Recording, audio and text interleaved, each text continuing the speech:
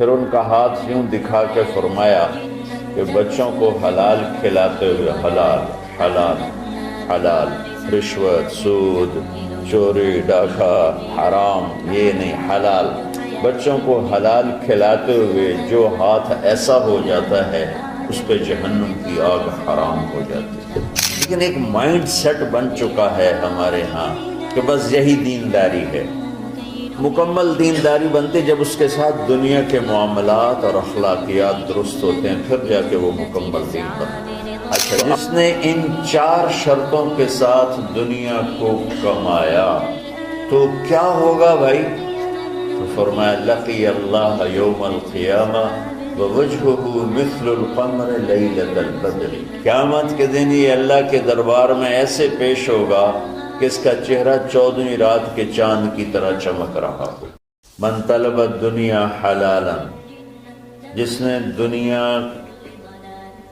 کمائی حلال، کاروبار کیا، نوکری کی، تجارت کی، زراعت کی، کوئی بھی ریڑھی لگائی، چھاپا لگایا، سائیکل پہ منیاری بیچی، جو بھی کیا، من طلب الدنیا حلالا، جس نے دنیا کو طلب کیا حلال راستے سے، سعین علی اہلہ، اب بھائی کیوں کماتے ہو؟ کہ جی بچوں کو کھلانا ہوتا ہے اس لیے۔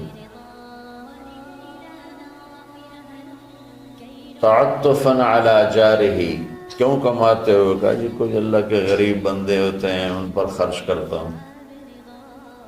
استعفافا عن المسئلہ، کیوں کماتے ہو؟ کہ جی کسی سے سوال نہ کرنا پڑے۔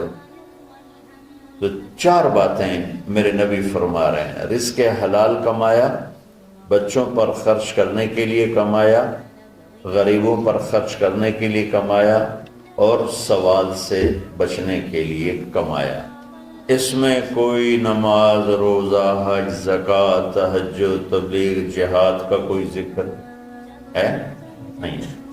اچھا، جس نے ان 4 شرطوں کے ساتھ دنیا کو کمایا تو کیا ہوگا بھائی؟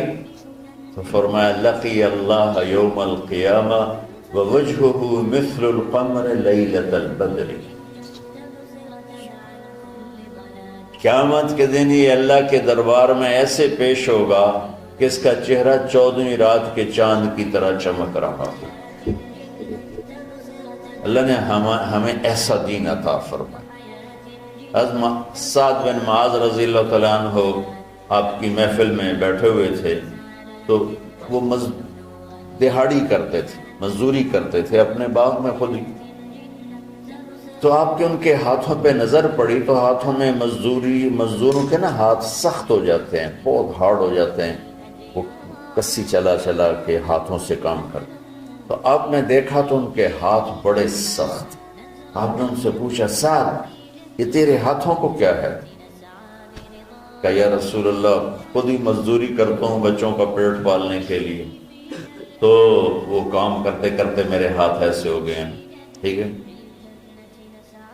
تہجد پڑھتے پڑھتے میرے ہاتھ ایسے ہو گئے ہیں، ذکر کرتے کرتے، روزے رکھتے رکھتے، حج کرتے کرتے، عمرے کرتے کرتے، یہ بہت بڑے اعمال ہیں، میں ان کی کوئی تضحیق نہیں کر رہا ہوں، نفی نہیں کر رہا ہوں، دین کے کس سے عمل کو چھوٹا نہیں سمجھنا چاہیے، لیکن ایک مائنڈ سیٹ بن چکا ہے ہمارے ہاں کہ بس یہی دینداری ہے۔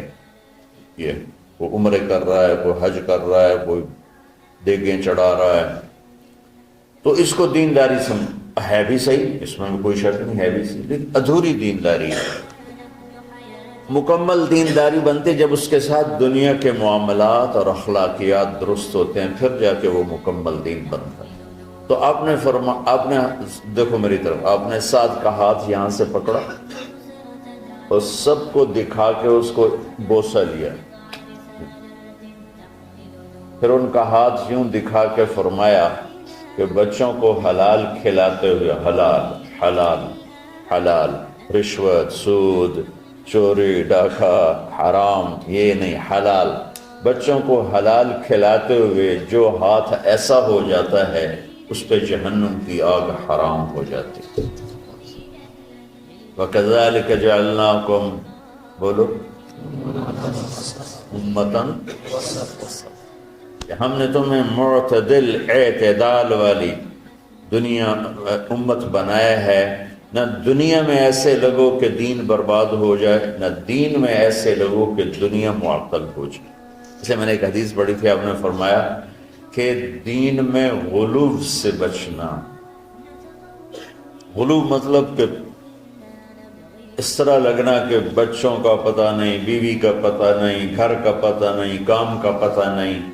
یہ عیسائیت میں تو بزرگی ہے، ہمارے دین میں بزرگی نہیں ہے۔ یہ انتہا پسندی ہے۔